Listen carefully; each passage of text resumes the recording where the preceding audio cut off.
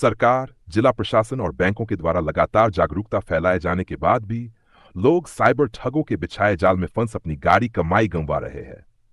जबकि साइबर थाना इन मामलों में कर रहा लगातार अनुसंधान।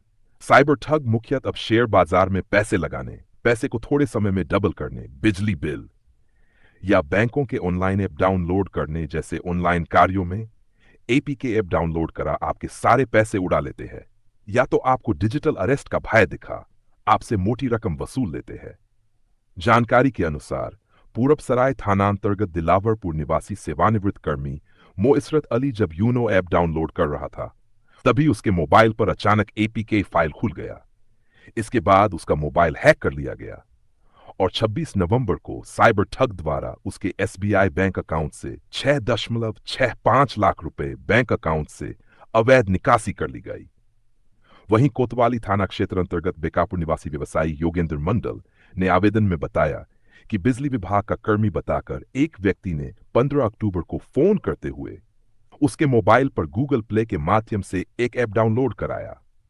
इसके बाद 19 अक्टूबर को उसके बैंक अकाउंट से 5.79 लाख रुपया की अवैध निकासी कर ली गई। दोनों पीड़ित ने पहले 1930 पर ऑनलाइन शिकायत दर्ज कराया।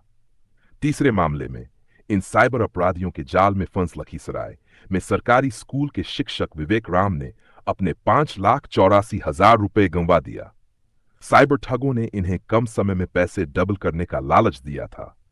हालांकि जब शिक्षक को पता चला कि उसके साथ ऑनलाइन फ्रॉड हो गया है, तो उसने 1930 पर कॉल कर एनसीआरपी पोर्टल पे सबसे पहले अपनी शिकायत दर्ज करवाए, जिस कारण उसके 84,235 रुपया को होल्ड कर दिया गया, जिसे अब साइबर फ्रॉड नहीं निकाल पाएगा और यह पैसा शिक्षक को वापस हो जाएगा। इन तीनों मामले में साइबर थानाध्यक्ष सह डीएसपी राकेश रंजन ने बताया कि पीड़ितों द्वारा दिए गए आवेदन के आलोक में साइबर थाना में प्राथमिकी दर्ज कर पुलिस अनुसंधान में जुट गई है। साथ ही लोगों से अपील किया है कि अपने एंड्रॉयड मोबाइल पर एपीके फाइल को डाउनलोड नहीं करें, किसी अनजान व्यक्ति से वीडियो कॉल पर बात नहीं करें, अपने मोबाइल पर आया ओटीपी किसी अनजान व्यक्ति से शेयर नहीं करें।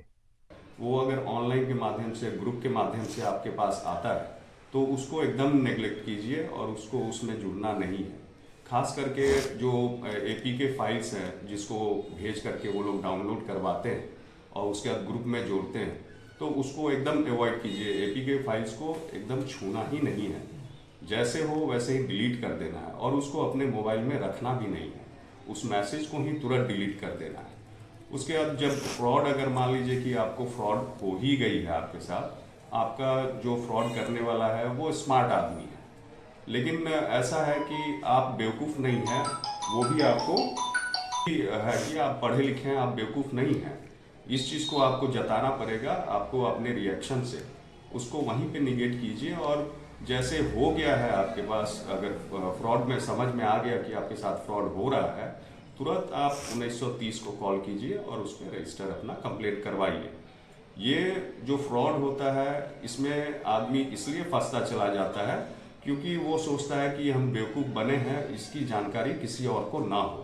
लेकिन हमारा कहना है कि अगर आप एक बार बेवकूफ़ बन गए हैं, आपका फ्रॉड हो गया है, तो आप इसको अपने आसपास वाले लोगों को भी बताइए, ताकि कम से कम आपके फैमिली मेम्बर्स, आपके रिलेटिव्स जो हैं वो इस सब चीज़ से बचे रहें। अभी ऑनलाइन के द्वारा उनको ल्यूक्रेटिव बना करके आइडियाज़ दिया गया, शेयर मार्केट में इन्वेस्टमेंट का दिया गया, मनी डबल करने का दिया गया, तो उसमें अभी लगभग लाखों में है, लाख रुपया से ऊपर का फ्रॉड है जिसमें अभी आए हुए हैं लोग। उसमें हम लोग अभी तक एक और चीज़ है कि आप अगर अवेयर रहते हैं, आप कंप्लेन टाइमली करते हैं, तो होल्ड मनी होता है जो हम लोग के द्वारा माध्यम से हो जाता है या 1930 पे डायल करने से हो जाता है। उस पैसे को आपको सुरक्षित आपके अकाउंट में भिजवाने का काम हम लोग ईजिली कर पाएंगे, लेकिन उसके लिए है कि आप हमारे नॉलेज में लाएंगे उस चीज़ को जल्द से जल्द। और 1930 जैसे फ्रॉड का आपको भनक होता है, उसी तरीके से आप 1930 पर डायल करें, वहाँ पे रजिस्टर करवाएं और हमारे पास आए।